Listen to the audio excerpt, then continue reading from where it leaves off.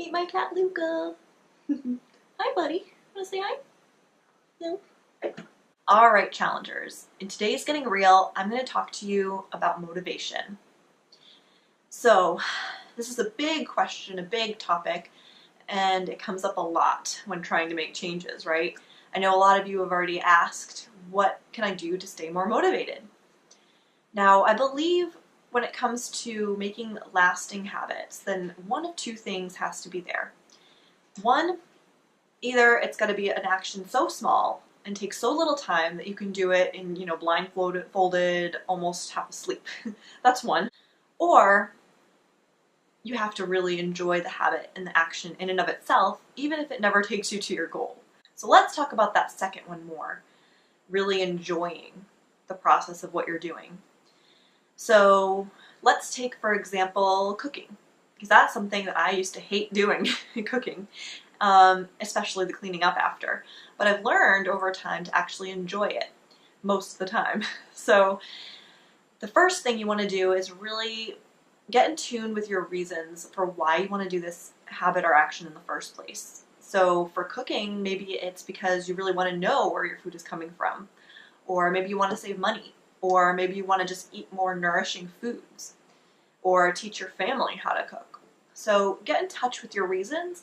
And every time you end up doing that action or that process, remind yourself of why you're doing it. And that in itself is something that you can feel good in right away. So knowing your reasons and really connecting with them each time you do your action is step one. Step two is really making sure you're taking baby steps and gradually progressing.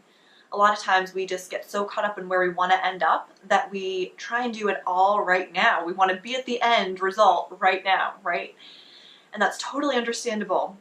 But when you do that, it ends up often overwhelming you. It's too much, of a step outside of what you're used to doing. So we only do it until our energy, kind of gives out, right? Which only lasts so long.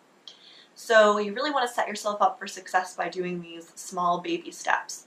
So let's say it is cooking, and right now maybe you don't cook at all, or you're, just cooking bland, tasteless, blah dishes that you don't like. So maybe your first baby step would be try just one new recipe a week and do that for a little bit until you become more comfortable. Or maybe it's just learning how to prepare one new ingredient, and you start really slow and small. And this is something that you can build up over time. So enjoying the process and starting small with these baby steps. Those are two important things for motivation. Now, just because you have a good reason and you usually enjoy the process or you find something that you can enjoy in it, does not mean you're always going to be jumping up and down to get to do this action, right? So there are going to be days where you simply do not want to do what you said you were going to do. There are days, even though I enjoy the process of cooking and I am in touch with why I'm doing it, there's still days that it just feels like a chore and I'd rather do something else. So another secret to motivation, and this one I think is going to help you really change your mindset about it, is that it doesn't always have to be there. We always think we're waiting for motivation or we're only going to be doing something when we're motivated to do it.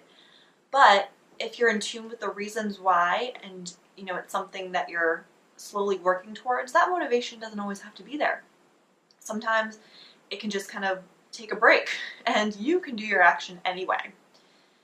And I think once you're kind of in tune with that, it can be a very empowering thing, knowing that you don't have to wait for motivation to show up before you actually take action.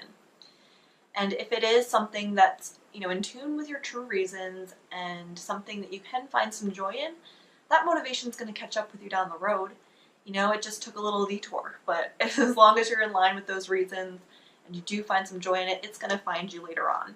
So just know that there's going to be some days that it's just going to seem like a chore, but you can do it anyway.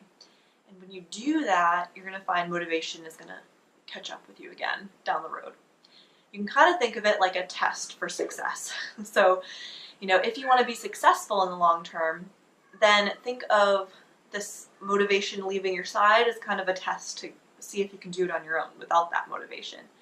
And once you pass that test of being able to do that action even when you're not feeling totally motivated, that's when you're going to be successful. So I hope that helps.